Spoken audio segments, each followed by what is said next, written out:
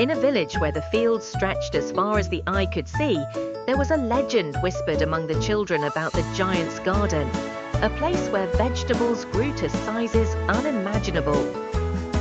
One sunny morning, 4 friends, Alex, Zoe, Max and Lucy, decided to explore the edges of the village, their curiosity piqued by the tales.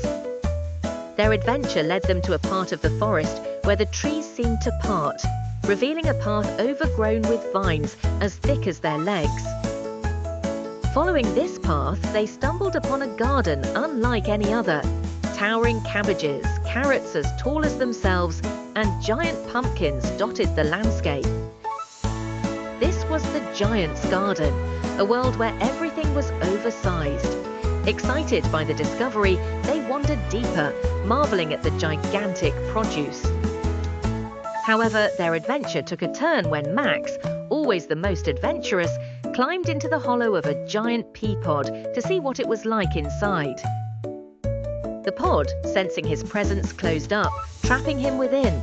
The friends tried to pry the pod open, but it was too strong. "We need to find a way to get Max out," Zoe said, worry in her voice. They decided to explore the garden, hoping to find something that could help. Their journey through the giant's garden was filled with wonder and challenges. They navigated through a forest of towering cornstalks where the leaves whispered secrets. They crossed a river of tomato juice using giant zucchini as makeshift boats. And they even encountered a giant, but he was not the fearsome creature of legends. He was old, gentle and tired, tending to his extraordinary garden. The giant, hearing their plight, offered his help. "To open the pod, you need the key," he said, his voice deep like the earth. "The key is hidden in the heart of my garden, guarded by the most unusual of creatures." The children ventured further, their journey leading them to the heart of the garden where they found a giant sunflower, its center a maze of petals. Inside, they met the guardians, a family of giant ladybugs, who were as curious about the children as the children were about them. After explaining their quest, the ladybugs agreed to help, showing them the way to the key, which was cleverly hidden in a giant acorn. With the key in hand, they returned to the pea pod. The key, when inserted into the seam of the pod, caused it to split open, releasing Max, who tumbled out, safe but covered in pea mush. The giant, watching from afar, smiled.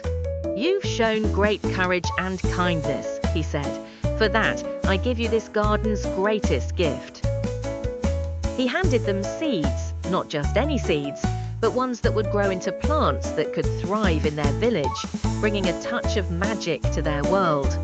The children, now heroes of their own story, thanked the giant and made their way back, the garden fading into the forest as if it had never been. They returned to their village, not just with Max safe and sound, but with seeds of wonder. As they planted these seeds, their village transformed. Gardens flourished with unusual plants, and the tales of the giant's garden became a part of their community's lore, a reminder of the adventure they had shared and the magic that could be found just beyond the ordinary. And so the giant's garden remained a legend, a place where children could dream of oversized adventures, and where the lessons of courage, friendship, and the wonders of nature were forever woven into their hearts.